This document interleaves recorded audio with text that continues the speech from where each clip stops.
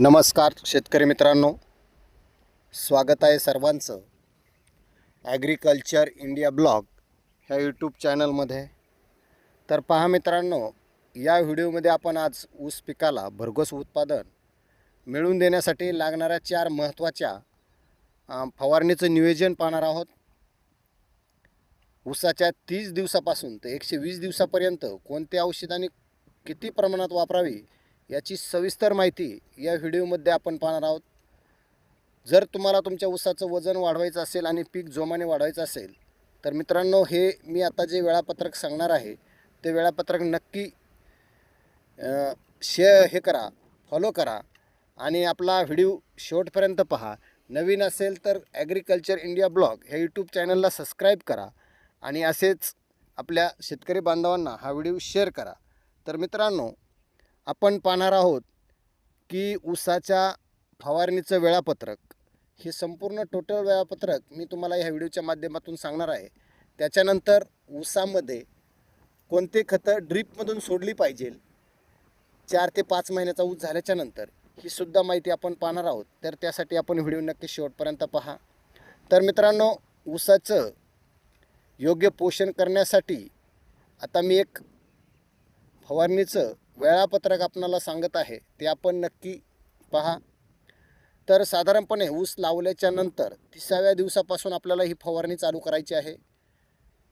तर पिकाच्या सुरुवातीच्या वाढीसाठी 19-19 1 किलो आणि GA 3 ग्रॅम आणि 6BA 3 ग्रॅम आणि चिकॉम्बी 250 मिली हे एकत्र फवारा करायचा आहे.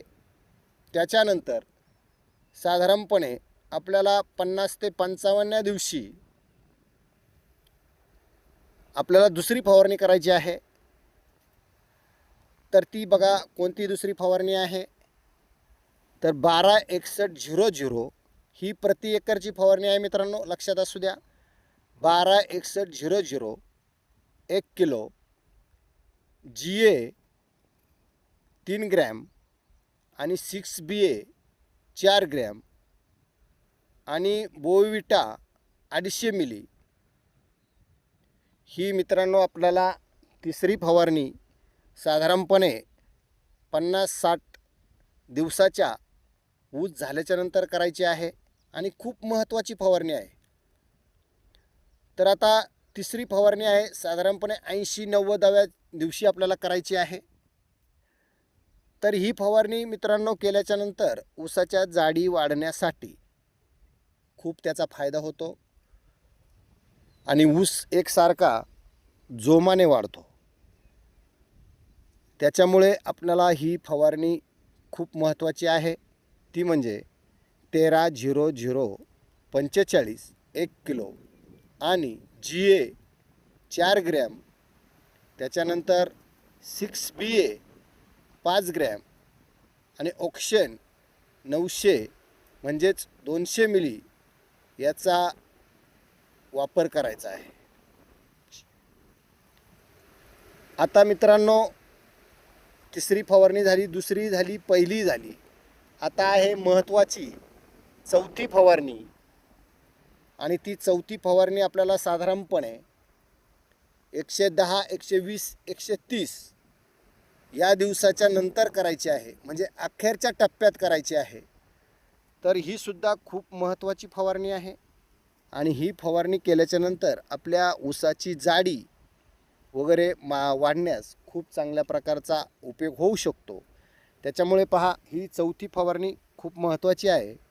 त्याच्यामध्ये मग 13-00-45 1 किलो आणि GA 3 5 ग्रॅम, त्याचबरोबर 6BA 5 ग्रॅम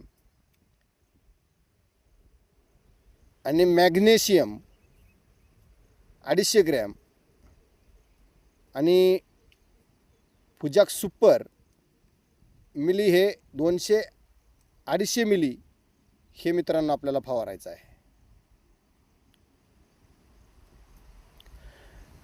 तर हे होतं 4 महिन्याचं 4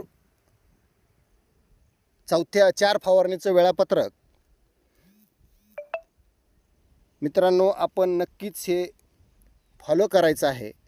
आणि अशा पद्धतीनं जर आपल्या ऊसाची फवारणी जर केली तर तुमच्या ऊसासाठी खूप फायद्याची होईल आणि ऊस खूप चांगल्या प्रकारे जोमाने वाढू शकतो.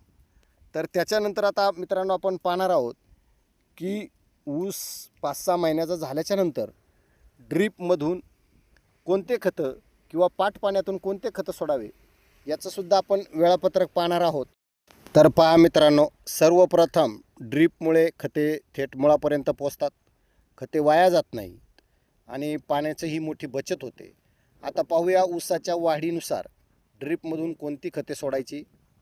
तर जो पहिला टप्पा मित्रांनो, साधारणपणे 30 ते 60 दिवस फुटवे फुटत असताना सुरुवातीच्या वाढीसाठी आणि मुळांच्या विकासासाठी 19-19 किंवा मग 12-61 हे खत तुम्ही विद्राव्य खत ड्रीपमधून सोडू शकता किंवा पाट पाण्यातून सोडू शकता.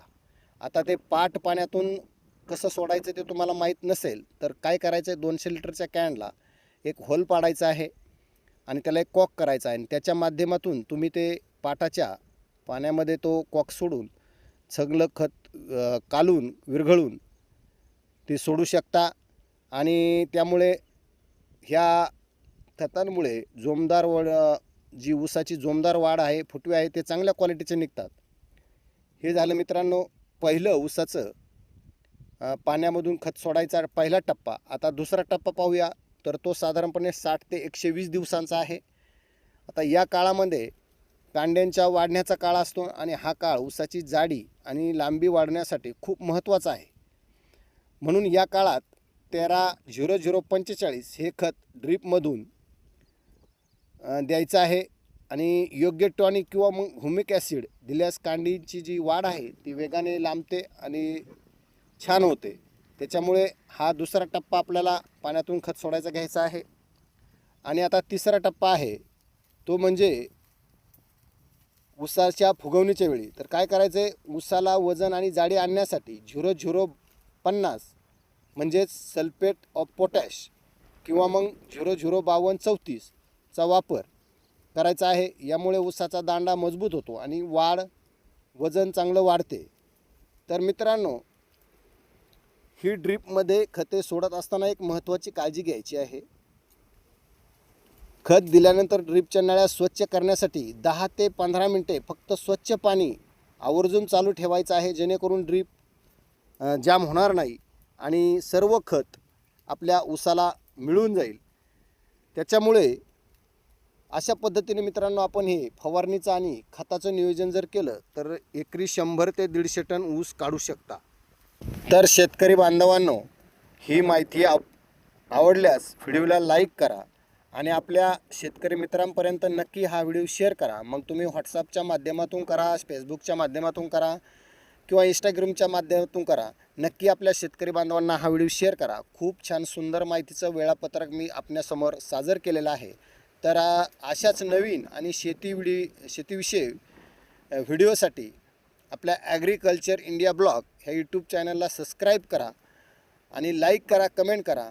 आपण हा व्हिडिओ कुठून पाहता ते पण सांगा, एवढीच आपणास विनंती करतो आणि माझा हा व्हिडिओ समाप्त करतो. जय जवान, जय किसान.